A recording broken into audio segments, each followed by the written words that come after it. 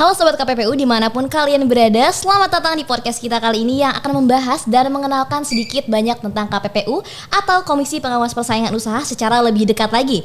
Sebelum itu, aku izin perkenalan diri terlebih dahulu. Aku Farah Fauziah, mahasiswa Fakultas Ekonomi dan Manajemen IPB University, dan ada Kak Febran Rizkita sebagai mantan Ketua BEM FEM Unpad tahun 2023 sebagai host kali ini. Dan kita juga sudah ditemani oleh Bapak Dr. Ridho Jusmadi, SHMM, sebagai Komisioner KPPU. Dan langsung saja tanpa berlama-lama lagi kepada Kak Febran dipersilakan untuk bertanya-tanya nih dengan Bapak Ridho. Oke, makasih ya Farah sebelumnya.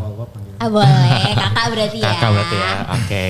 Oke, kalau gitu untuk kali ini, episode kali ini kita tuh pengen banget tahu tentang KPPU, Kak. Gitu. KPPU tuh perannya apa sih? Dan KPPU tuh kalau bisa Kak Ridho jelasin gitu ya. Sebenarnya KPPU itu apa, Pak? Geraknya bagaimana? Mungkin teman-teman yang belum tahu gitu ya, Kak. Oke, kalian kelahiran tahun berapa? Aku kelahiran 2001. 2004. Berarti ini, jadi kalau ini ya, kalau secara singkat ya, jadi Ya. KPPU itu adalah salah satu anak kandung dari reformasi. Dulu kan masih reformasi ya, masih pernah dengar lah ya. Reformasi yang ditandai dengan jatuhnya rezim Soeharto, pemerintahan Soeharto tahun 98, 99.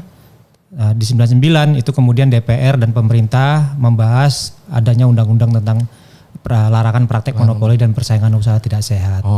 Undang-undangnya tahun 99, terus kemudian lembaganya KPPU itu hadir di tahun 2000.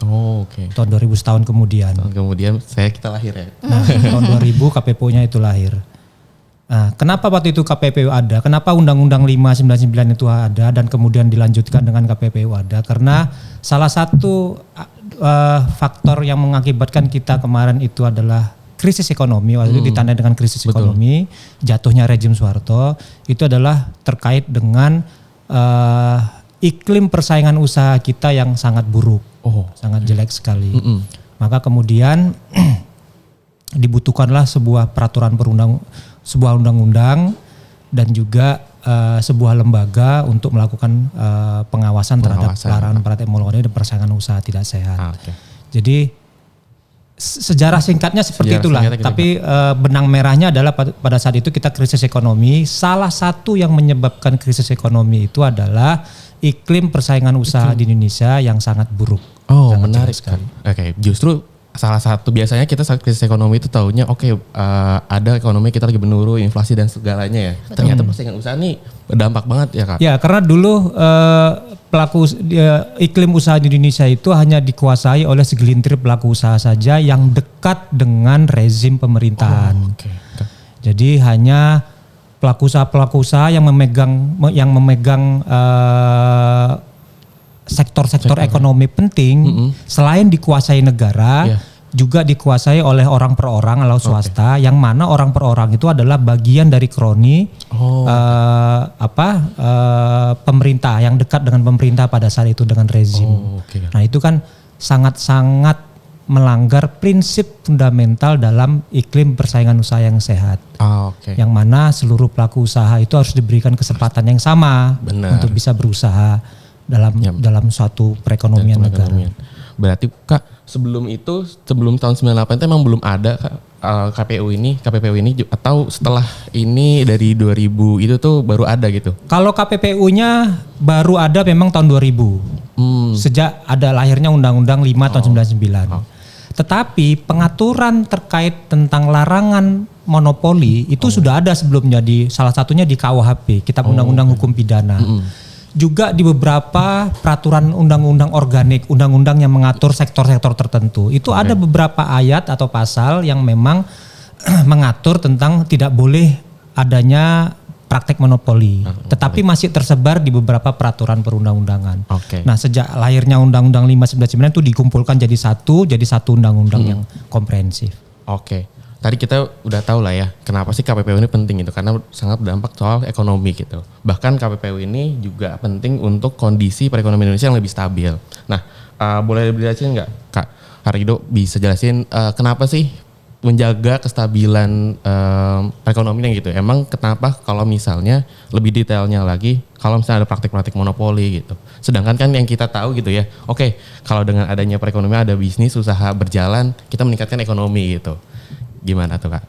Yang paling jahat dari adanya praktek monopoli dan persaingan usaha yang tidak sehat itu adalah pada harga. Pada harganya. Itu yang paling jahat. Kenapa dikatakan jahat? Karena pelaku usaha yang monopoli atau yang melakukan praktek persaingan usaha yang tidak sehat, nanti efeknya adalah pada harga. Mereka bisa menetapkan harga seenaknya. Oke, seenaknya. Padahal dalam teori ekonomi harga itu kan teorinya kan supply and demand. Ketemunya supply dan demand, itulah harga. Ketemu di situ. Betul. Nah, kalau ada pelaku usaha yang melakukan praktek monopoli dan persaingan usaha tidak sehat, harga itu tidak lagi ditentukan oleh supply and demand, tapi ditentukan sendiri oleh mereka. Oke. Ya, jadi dia merusak teori ini, supply and demand ini.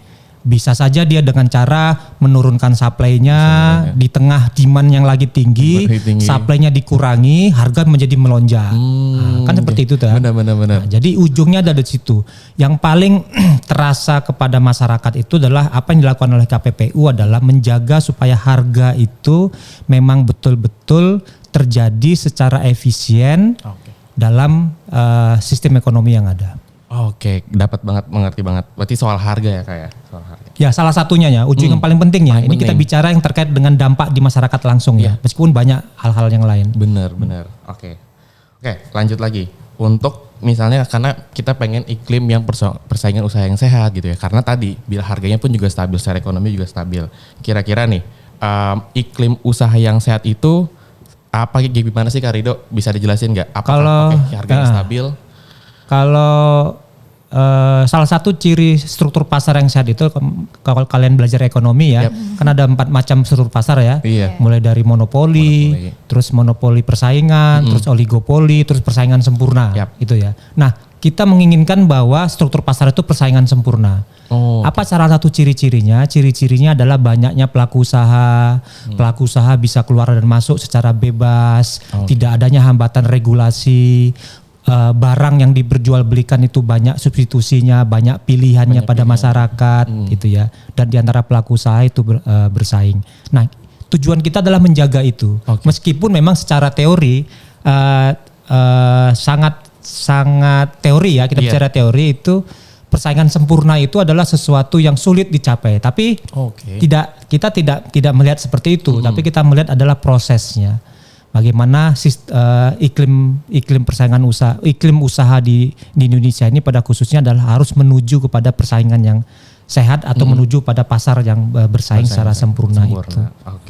Tadi Kak Rido sempat bilang ada satu poin pasar ini pelaku usaha bisa keluar masuk gitu ya. Boleh dijelasin lebih lanjut gak keluar masuk gimana tuh? Ya, jadi misalnya begini nih,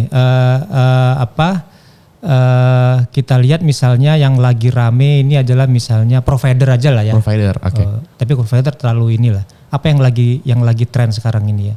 Yang lagi hype sekarang apa ya? Apa Pak? E-commerce gitu? E-commerce. Nah, e-commerce kan sekarang banyak bermunculan. Iya Pak.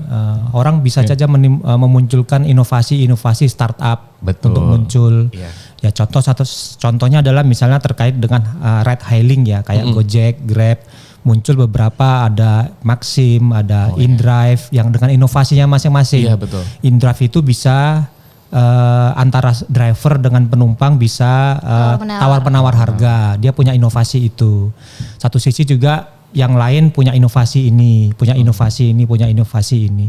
Nah itu bisa saja yang siapa saja nanti boleh bebas masuk. Tidak hanya itu saja, mungkin nanti ada startup punya anak negeri yang bisa memang punya inovasi baru lagi yang nanti akan muncul melawan misalnya pemain-pemain pasar yang ada saat ini. Nah itu bisa masuk tanpa dihalang-halangi. Nggak boleh lagi masuk ini. Hanya ini aja yang boleh bermain, nggak boleh.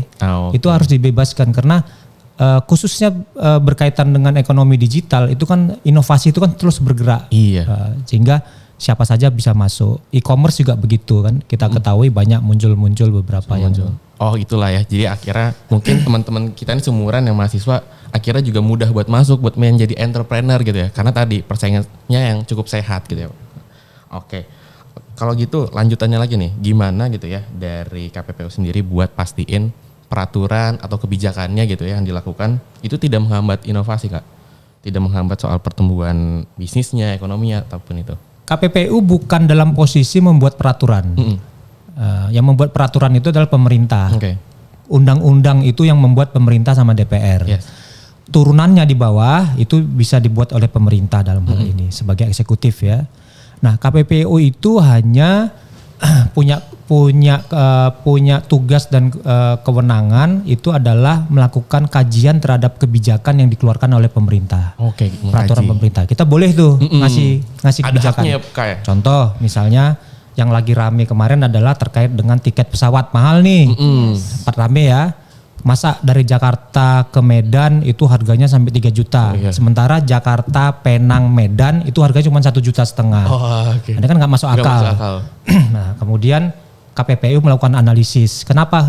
Kalian maskapai kenapa kok menerapkan tarif sebesar itu? Kita lakukan analisis. Oh, ternyata ada komponen-komponen harga yang tidak efisien yang menurut kita dibandingkan dengan beberapa negara tetangga kita kayak Malaysia, Singapura. Nah, kita ngasih pertimbangan nih sama pemerintah dalam hal ini siapa misalnya Kementerian Perhubungan operator sebagai salah satu regulatornya. Terus kita panggil juga operator penerbangan. Kamu nggak boleh lagi nih menetapkan kayak begini. Harus efisien. Ini biaya-biaya yang tidak penting ini tidak boleh dibebankan kepada konsumen. Bla bla bla bla segala macam. Kita bilang ke pemerintah bahwa pemerintah kamu tidak boleh bikin ketentuan yang menghambat ini, yang membuat biayanya menjadi besar. Ini sudah tidak boleh lagi kayak begini, tidak boleh lagi kayak begini, tidak boleh lagi kayak begini. Nah, itu yang kita sampaikan, kita sarankan. Nanti mereka yang merubah kebijakannya, peraturannya. Apakah kalau itu peraturan dia merubah peraturannya, kalau kebijakan dia merubah kebijakannya. Nah, KPP melihat. Nah, kalau ada potensi praktek persaingan usaha sehat yang nyata dilakukan, nah kita bisa menindak dalam hal dinaikkan dalam perkara. Kita perkarakan, kita periksa sejauh mana kesalahannya dan kita akan kasihkan sanksi berupa denda. Oke. Berarti dari KPPU sendiri kita udah tahu ya teman-teman kalau KPPU ini bukan untuk membuat peraturan atau kebijakan, tapi KPPU ini punya hak ya Kak untuk menegur, untuk Ya, bisa kita punya hak untuk melakukan kajian dan kita punya hak untuk mengatakan kamu berhenti. Perjanjianmu salah. Ya. Hentikan perjanjianmu. Pemerintah undang-undangmu salah. Nggak boleh mengatur ini, hapus ini. Pemerintah tidak hanya pusat ya, pemerintah betul. daerah juga kita punya kewenangan. Pemerintah daerah mengeluarkan perda yang membuat iklim persaingan usaha menjadi tidak baik. Kita bisa katakan, nggak boleh ini, hapus ini perdamu ini. Gitu. Berarti kita punya kewenangan itu. Tapi untuk merubahnya itu wilayah mereka, wilayah pembuat undang-undang. Oke. Berarti ada bisa level nasional gitu ya Pak. Pemerintah pusat, ada pemerintah daerah juga nih level mikronya ya. Oke. Kalau gitu, berarti kan KPPU ini lembaga independen ya Kak ya? Lembaga independen gitu ya. Akhirnya gimana caranya sih KPPU ini menjaga integritasnya tadi? Sebagai independen menjaga integritas, menjaga intervensi eksternal gitu ya. Mungkin ada dari pihak korporasi, pemerintah dan lainnya dengan independensi ini. Ya, yang jelas kita ada mekanisme internal untuk contoh perkara saja ya, karena saya orang hukum ya. Contoh perkara saja, kita perkara ada gelar perkara, ya kita expose perkaranya, di mana kekurangannya, mana yang harus dilakukan, mana harus ini kan, dan ketika itu naik menjadi perkara itu persidangannya terbuka untuk umum. Jadi siapapun bisa melihat, bisa mengakses, bisa melihat proses itu. Itulah salah satu bentuk kita dalam menjaga integritas dan akuntabilitas. Dengan transparansi kan? Ya, dengan dalam hal penanganan perkara salah satunya.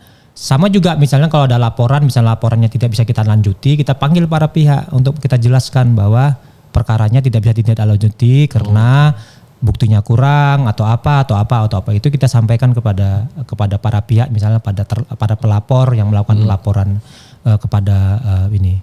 Dan juga kita sebagai lembaga yang bertanggung jawab kepada presiden, kita juga melaporkan kepada presiden apa yang sudah kita lakukan, apa yang kita inikan, nanti presiden akan memberikan arahan-arahan salah satu.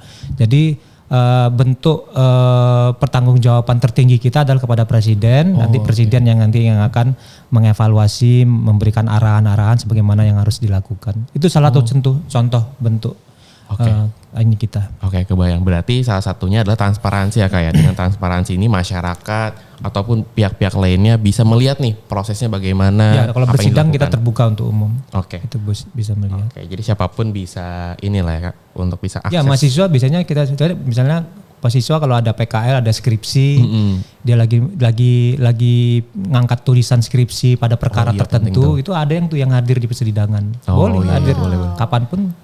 Hadir bisa melihat jalannya persidangan, kecuali memang nanti sidangnya itu tertutup ya, ada dokumen rahasia yang memang dimintakan oleh para pihak untuk diperiksa secara tertutup. Nah kalau itu baru baru boleh. Menarik, kalau yang tertutup tuh biasanya terkait dengan rahasia perusahaan. Itu kan dilindungi oleh undang-undang. Oh iya betul. Rahasia perusahaan itu dilindungi oleh undang-undang, berkaitan dengan kekayaan intelektual itu juga dilindungi undang-undang. Nah mereka bisa menyampaikan itu. Kita kaji, ini tertutup, maka tidak boleh ada siapapun yang hadir, mungkin hanya majelis dengan para pihak saja. Karena itu dilindungi oleh undang-undang. Oke, udah mengerti. Berarti ada satu hal yang ada batasannya juga lah ya Kak. Oke, kalau gitu. Tadi lanjutannya lagi nih. Berarti kan KPPU ini lebih banyak berinteraksi dengan usaha misalnya, para pebisnis pun pemerintah. Nah, kalau dengan konteks kalau masyarakat nih Kak, ke konsumennya sendiri, konsumen yang merasakan usaha bisnis-bisnis yang KPPU ini interaksi gitu. Ya, jadi intinya gini, aktivitas usaha yang dilakukan oleh para pelaku usaha itu kan berdampak pada konsumen. Nah, kita salah satunya adalah menjaga itu. Dampak yang paling terasa itu adalah harga. Betul. Ya, harga Lagi-lagi kepada harga. konsumen, karena konsumen yang akan merasakan betul. Nah, kita menjaga itu. Nah, itulah salah satu bentuk interaksi kita secara langsung kepada masyarakat. Masyarakat, ini KPPU ini kerjanya adalah salah satunya adalah melindungi kalian konsumen. Salah satunya apa? Supaya harga yang kalian terima, itu yang kalian beli itu adalah harga yang memang betul-betul terjadi karena didasarkan pada praktek persaingan yang sehat. Ya. Barang-barang yang disajikan oleh para produsen itu adalah barang-barang yang memang betul-betul barang-barang yang berkualitas, hasil dari inovasi yang mereka melakukan persaingan di antara para pelaku usaha tersebut. Itu yang kita pastikan yang langsung. Iya betul. Itulah kenapa akhirnya masyarakat atau konsumen ini ya sebagai pembeli juga dari usaha-usaha ini harus aware nih dengan apa yang lakukan KPPU. Karena kalau gitu masyarakat bisa ini nggak Kak? Untuk melapor misalnya. Bisa. Siapapun bisa jadi bisa melakukan laporan kepada masyarakat, kepada KPPU. Siapapun, tidak hanya pelaku usaha pesaingnya. Biasanya kan pada umumnya kan pelaku usaha pesaing nih, saya curangi nih sama pelaku usaha si A, si B. Pelaku usaha C yang merasa dicurangi lapor, itu itu bisa. Masyarakat juga bisa menginformasikan kepada kita bahwa ada praktek yang ini, kenapa harganya di sini mahal misalnya. Masyarakat akan membandingkan tuh, ini kenapa kok mahal, sementara yang ini bisa ini gitu. Nah, itu kalau nggak salah dulu ada pernah kasus ban. Ban. Ada salah satu pelaku usaha ban yang tidak masuk dalam kartel ban di antara perusahaan-perusahaan yang sudah besar lah, ban-ban ternama lah.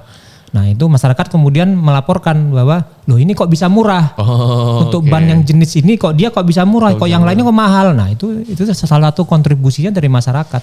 Kita KPPU tahu, kita melihat. KPPU juga mendapat salah satu yang mendapatkan informasi mengenai kondisi real di masyarakatnya dari masyarakat juga.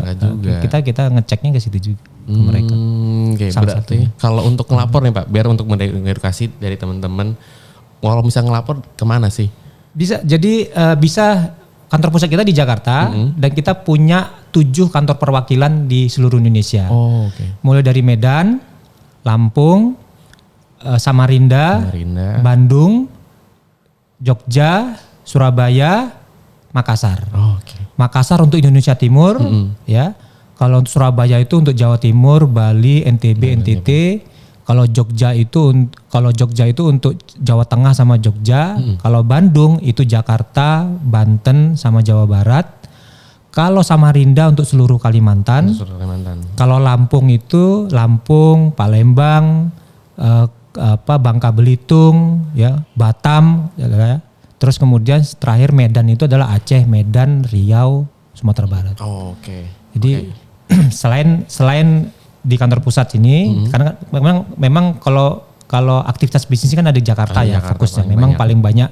paling banyak ada di Jakarta, tapi di daerah-daerah itu untuk kasus-kasus yang ada di daerah silakan di kanwil-kanwil kita ya.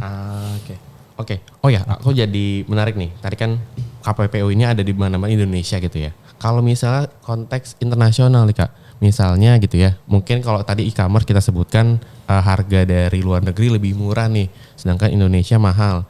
Apakah itu juga KPPU ada punya hak untuk akses itu atau gimana? Akses kemana nih? Untuk menindaklanjutinya Pelaku usaha yang mana? dari misal internasional, Pelaku usaha asing. import gitu, pelaku asing. Pelaku usaha asing misalnya impor gimana nih? Misalkan kalau kita kan kemarin tuh ada sebuah kasus berita-berita, wah di e-commerce-nya harga dari luar negeri lebih murah gitu ya, sedangkan Indonesia lebih mahal. Nah, apa sih peran KPPU di sana gitu dengan harga? Nah, begini, dalam konteks itu kan itu wilayah dalam perdagangan ya.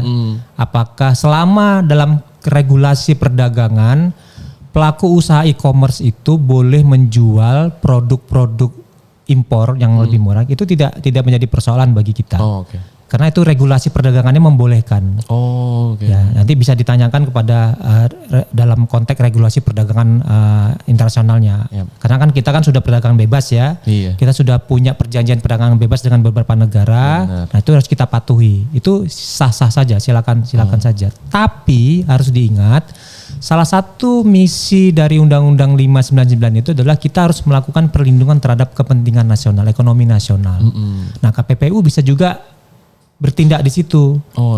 Kalian tolong dong pemerintah e-commerce itu ditertibkan, jangan menjual barang-barang impor yang secara harga jauh lebih murah daripada barang yang ada di Indonesia. Oke. Kenapa Kenapa kok bisa lebih murah? Karena mereka di sana disubsidi sama pemerintahnya.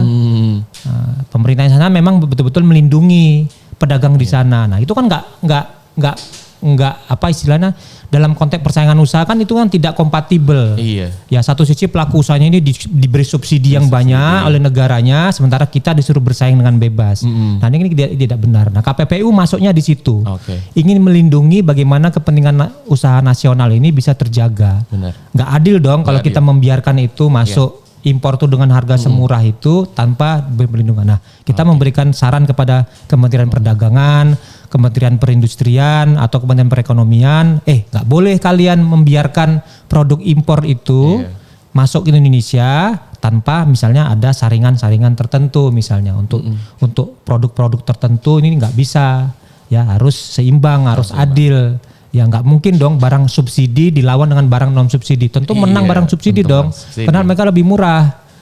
Nah, maka subsidi ini menjadi tidak benar, tidak diperbolehkan. Kalau mau masuk ya lakukan masuk dengan harga yang bersaing gitu.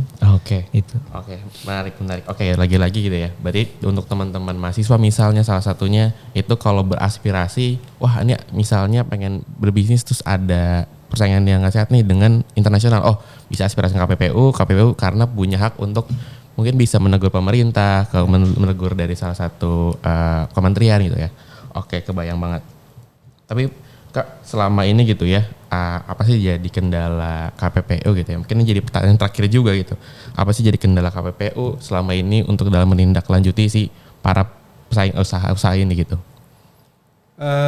Kendala apa nih misalnya? Misalnya mungkin apakah dari regulasinya atau sejauh ini yang jadi tantangan berarti deh, Tantangannya itu menyelesaikan kasus. Tantangannya itu begini, memang ada beberapa tantangan, misalnya kepatuhan pelaku usaha dalam menjalankan putusan KPPU. Itu juga menjadi beberapa tantangan yang saat ini, karena dari statistik kita memperlihatkan ada beberapa memang pelaku usaha yang masih saat ini yang sudah diputuskan secara inkrah oleh pengadilan belum menjalankan putusan KPPU. Nah, ini kita ada beberapa tantangan yang memang harus kita pelan-pelan harus kita perbaiki ke depan. Salah satunya adalah dengan mengajak beberapa penegak hukum, diantaranya polisi sama kejaksaan, untuk bisa membantu KPPU dalam melakukan upaya paksa kepada pelaku usaha yang dinyatakan sudah inkrah bersalah untuk membayar dendanya kepada negara. Itu yang kalau dari sisi penegakan hukum ya. Kalau dari sisi lainnya ya biasalah standar lah, misalnya anggaran ya, suatu lembaga itu jika ingin kinerjanya itu adalah dianggap baik atau semakin baik, maka harus ada backup anggaran dari pemerintah atau dari negara untuk mendukung lembaga tersebut, karena nggak mungkin karena anggaran itu sangat berkorelasi kepada efektivitas suatu lembaga dalam menjalankan tugas dan fungsinya. Kalau misalnya kita diberi kewenangan undang-undangnya sudah bagus nih, udah keren nih, tapi anggarannya kecil, kita mau gimana? Sementara pelaku usaha yang mau kita periksa itu adalah seluruh Indonesia. Benar. Kan butuh dana, butuh tenaga, dan juga bisa misalnya terkait dengan SDM. Ya, kita butuh penambahan SDM supaya kita bisa lebih efektif lagi dalam bekerja. Karena mau tidak mau dengan luas wilayah Indonesia ini, kita contohnya dalam terkait dengan kantor perwakilan saja, kita nggak cukup merasa ada 7 itu. Kita butuh membuka kantor perwakilan lagi supaya lebih mendekatkan kepada masyarakat, dan masyarakat bisa lebih dekat lagi dengan KPPU untuk terkait dengan pengawasan persaingan usaha. Oke, berarti aku tadi nangkep banget, berarti juga pun KPPU ini harus berkolaborasi lah salah satunya sama penegak hukum. Jadi nggak jadi pertanyaan terakhir deh, aku pengen nanya ke kakak gitu ya, soal top 3 bidang yang paling banyak bersaing gitu di Indonesia yang sering ditindaklanjuti. Bidang usaha yang paling ini ya, atau begini ya, bahasanya paling rentan terhadap persaingan usaha. Boleh. Pertama itu yang paling ini adalah pangan. Satu pangan, Pangan yang paling sensitif ya, yang benar. Paling terasa betul pada masyarakat. Itu kalau bisa dikatakan pangan. Pangan itu macam-macam ya, mulai dari beras, daging, pokoknya sembako lah. Atau bapokting, bahan pokok penting. Ya, itu kalau teman-teman sering yang jadi klasik itu kan sering kali menjelang lebaran, menjelang puasa, atau misalnya menjelang perubahan musim, segala macam. Nah, itu yang paling sensitif yang betul sering kali kita perhatikan betul oleh KPPU, karena itu menyangkut hajat hidup orang banyak. Nah, yang baru-baru ini muncul adalah ekonomi digital. Digital. Itu yang paling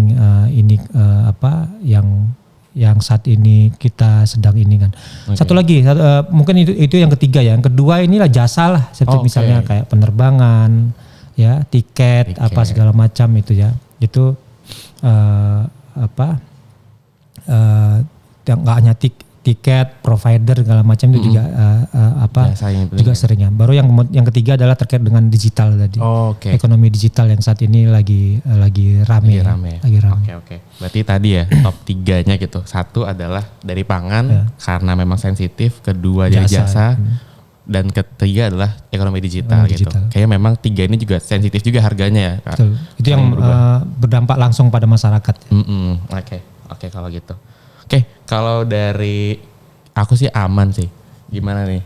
Dari aku aman juga sih, karena jujur ya Komisi Pengawasan Usaha ya lebih tepatnya kayak gitu ya. Kita kan Kak sebagai mahasiswa ekonomi juga jadi kebantu dan lebih ke-refresh dikit lagi gitu loh sebenarnya. Kayak ada loh bagian dari organisasi yang ada di Indonesia itu yang emang ngurusin soal pengawasan usaha sendiri, dan kayak teman-teman mungkin mahasiswa ekonomi juga yang mau bikin usaha atau emang mau kepo-kepoin dikit lagi soal KPPU sendiri jadi tercerahkan gitu karena adanya podcast ini. Salah satunya adalah yang kita lindungi itu adalah UMKM. Karena UMKM itu adalah yang dikecualikan.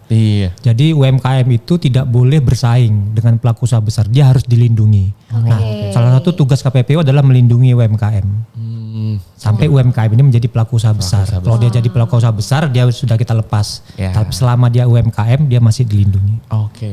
Itu pengalaman pengetahuan baru juga tuh UMKM, karena teman-temanku juga banyak yang punya UMKM dan ternyata emang di bawah dan diawasi juga nih sama KPPU sendiri. Nah, salah satu yang paling sensitif itu UMKM itu adalah kemitraannya dengan pelaku usaha besar.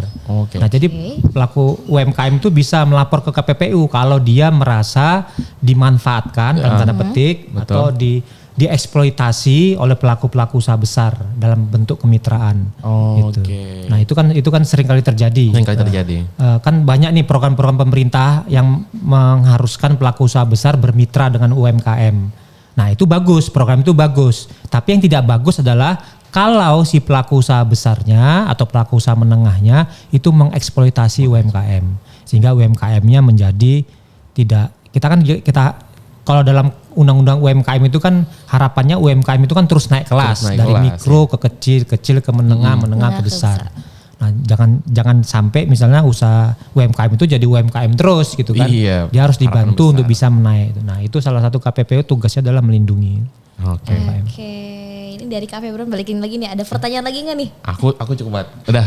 Berarti aku nggak perlu khawatir nih kalau mungkin pengen bikin UMKM atau teman-teman sampein ke teman-teman aku nih, teman-teman aku yang mungkin lagi khawatir, wah takutnya bersaing atau gimana. Tenang, ada KPPU gitu kan. Betul banget, ada KPPU. Dan sepertinya karena sudah tidak ada pertanyaan lagi, semoga podcast episode 1 ini bisa banget dibantu teman-teman semua untuk jadi makin tahu lagi nih, wawasannya makin luas lagi soal KPPU. Dan barangkali sekian dari podcast kali ini. Sekian, terima kasih. Sampai jumpa di episode selanjutnya. Terima kasih.